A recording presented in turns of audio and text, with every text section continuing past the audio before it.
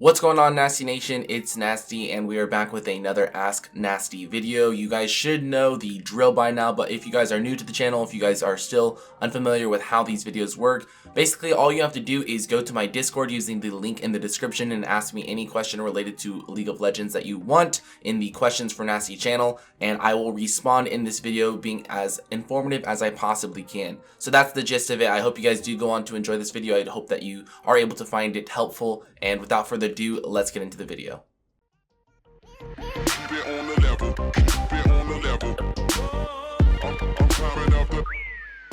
Before we get into the video, I just wanted to let you all know that I have partnered up with Quarterback once again. Quarterback is a free application that allows you to compete in challenges in real time against other players and collect rewards. With these rewards, you can then unlock free skins and free champions and practically unlock anything that is available in the League client. I highly encourage you guys all go to the first link in the description to join my club and help the club get to Division 1. This week specifically, it is even easier to get QB coins, so it is the perfect time to start playing and start grinding. Best of luck in your Quarterback challenges, and now let's get into the video. The first question asks, what do you do when you see 5 guys coming for you in lane and you signal your ADC back, but they don't go back? Do you just leave them to die? This is a very specific example, and in this example, of course, you're going to want to leave them to just die, but I actually want to help you out a little bit more here. More times than not, if you think anybody on your teammate is already dead, whether that's your ADC or your jungler or really whoever it is, just let them die and try to minimize the damage. This is a very common mistake that I see people making. So when you're support, even though as a support, you typically want to help your teammates as much as you possibly can, but if they're already dead, minimize the damage, let your teammates die, and then try to come back afterwards and prevent the enemy from further damage. The next question asks, is there any way to manage the wave in order to consume relic stacks safely? So whenever you're playing a melee champion, you're typically also going to have the relic shield, and a lot of people, what they do is they kind of overextend sometimes to proc their relic shield. More times than not, what a lot of people will try to do is try to go for the caster minions. It doesn't make a lot of sense to me because the caster minions actually give the least amount of gold. So that's one reason that you don't want to be going for the caster minions. But another reason you want to avoid going for the caster minions is because taking those few extra steps forward towards the enemy in order to reach the backside of the wave, you're going to put yourself in a lot more danger. So try to focus as much as you can on the melee minions and the cannon minions, and that should allow you to take relic shield procs a little bit easier. The next question asks, is Nautilus support viable at the moment? What rune should I go? Any other tips? I would say that Nautilus support is viable, but just because the champion is viable doesn't mean that you should be playing him. For example, I think full AP Ezreal support right now is viable, but I wouldn't recommend it. I think it's just average. It's middle of the pack at the moment. I think there's a lot of other tank support champions out there right now, like Leona and Alistar and Thresh, who can do what Nautilus can do, but even better. So rather than trying to give you advice to play Nautilus, my advice to you would be, don't play it, even though it is viable. Try to pick something else that is a little bit better at the moment. The next question asks, how can something be classified as support? So the thing about support is a lot of people look at the role and they think, okay, a champion needs to have heals, or it needs to have shields, or it needs to have some form of crowd control and peel in order to be a support. And although that is helpful, and there are a lot of support champions that have those tools, that's not exactly right. In fact, if you just look at a champion like Xerath or Brand or Lux, these champions are mainly used for their damage output. At the same time, they do have some kind of CC in their tool, even though that's not what they're used for. They are considered support champions after all, so it's not super clear as to what it is that makes it so that a certain champion is determined to be a support champion. But stuff like healing and shielding and poking, but also being able to do a lot of damage, those are all things that can be embodied as a support champion. And even though this may not be the answer that you're looking for, there is no clear answer, so that's about as best as I could do.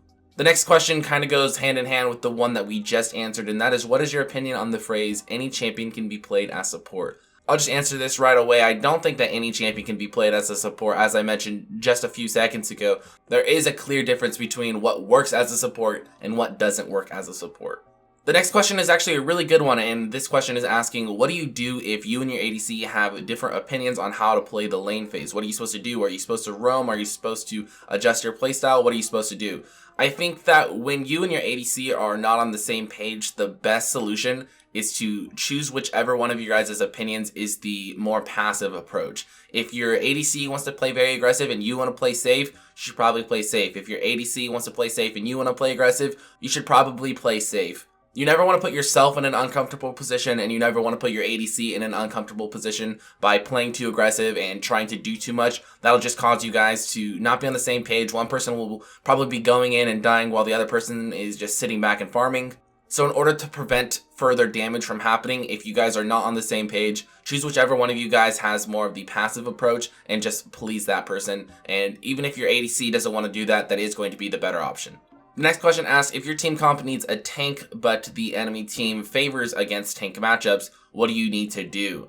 I think that in solo queue, games tend to not last very long, so instead of playing to what your team needs desperately as far as team comp goes, I think it's better to pick something that will favor you more in the lane phase. Playing something like a tank, if your team needs it, is going to be nice and all, but it isn't going to help you at all in the lane phase. Instead, don't think too much about what your team needs. Instead, think about what is your lane need. Just focus on the lane phase, and hopefully you can snowball the game from that, because again, solo queue games don't last very long, so getting a very early lead and focusing on the lane phase is going to be more important. The next question asks, what do you think of Rakan after the buffs? This is going to be after the 9.5 buffs, even though this question is asking about 9.2. Essentially, even though Rakan has received some buffs recently, the champion is still absolutely unplayable. I recently decided to give him a try and see if, maybe he can have some kind of a comeback, but the champion just feels super bad at the moment. They are really struggling to balance him because when he is decent in solo queue, he's out of control in competitive play, and that's why they're being a little bit hesitant when it comes to buffing him. But at the moment, playing him in solo queue is not a good idea. He's one of the worst support champions in the game, if not the worst support champion, even after the buffs. So do not play this champion at the moment, and just hope that in the future they will buff him, and then you'll be able to play him again. The next question asks, Nasteey, do you have a stream schedule for Twitch?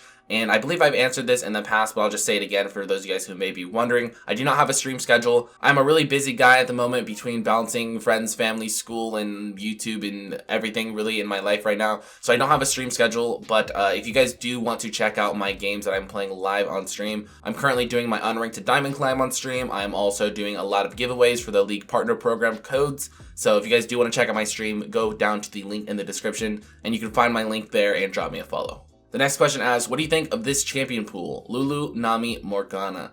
First of all, I just want to say that having a champion pool of 2 to 3 champions is perfect, so you're already on the right track. Nami and Morgana, I feel like, are really good at the moment, at least. Unfortunately, in 9.6, Morgana is going to be receiving some nerfs, so I'm not sure how much that'll affect her. Lulu, on the other hand, is not the best pick in the world, at least at the moment. And I think Nami and Lulu are kind of in the same category, so you don't need to be playing both of those, maybe just one or the other. And because Nami is stronger at the moment, I would recommend Nami. So maybe just Nami, Morgana, and maybe you might have to pick up another champion if Lulu is not good and Morgana is in fact receiving nerfs.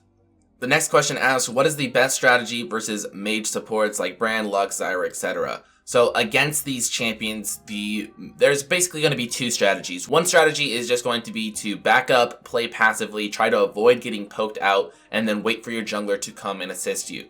If you're playing too far up without playing necessarily aggressive, then you're just going to get poked down, and then you'll never have the opportunity to fight back because you're just going to be taking constant poke. So that is one strategy. The other strategy is to play overly aggressive. These champions are really good at whittling you down and poking you down, but they're not the best at all in. So for example, let's say you're playing someone like Leona. If you're just sitting around in the lane, proccing your relic shield and helping your ADC farm and stuff like that, you're just going to get poked down. But if you want to, in fact, go after them instead, then what you want to be doing is hard engaging on these champions before they have the chance to poke you down. So those are going to be the 2 strategies. One is overly aggressive, one is very passive.